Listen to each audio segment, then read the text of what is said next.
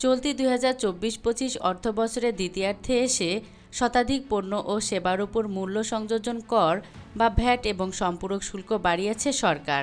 এতে করে সাধারণ মানুষের দৈনন্দিন জীবনযাত্রার খরচ আরও বেড়ে যেতে পারে। বৃহস্পতিবার রাতে জাতীয় রাজস্ব বোর্ড এনবিআর এ সংক্রান্ত দুটি অধ্যাদেশ জারি করেছে। অধ্যাদেশ দুটি হল মূল্য সংযোজন কর ও সম্পূরক শুল্ক অধ্যাদেশ ২০২৫ এবং দ্য এক্সাইজ অ্যান্ড সল্ট অধ্যাদেশ ২০২৫। এ অধ্যাদেশের ফলে নানা পণ্য ও সেবার খরচ বাড়বে।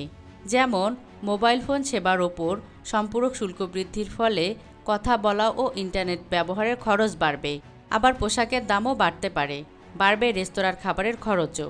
এছাড়া মূল্যবৃদ্ধির তালিকায় আরও যুক্ত হবে মিষ্টি, ঔষধ, এলপি গ্যাস, ফলের রস, ড্রিঙ্ক, বিস্কুট, চশমার ফ্রেম ও সিগারেট সহ নানা পণ্য। এর আগে ১ জানুয়ারি বর্তমান অন্তর্বর্তী সরকারের উপদেষ্টা পরিষদের বৈঠকে ভ্যাট ও সম্পূরক শুল্ক বৃদ্ধি এনবিআরের প্রস্তাব পাশ করা হয়। এরপর আইন মন্ত্রণালয়ের মতামত নিয়ে প্রধান উপদেষ্টা ও রাষ্ট্রপতির অনুমোদন সাপেক্ষে তা অধ্যাদেশ আকারে জারি করা হয়। জাতীয় সংসদ না থাকায় অধ্যাদেশ দিয়েই শুল্ক কর বৃদ্ধির এই সিদ্ধান্ত নিয়েছে সরকার।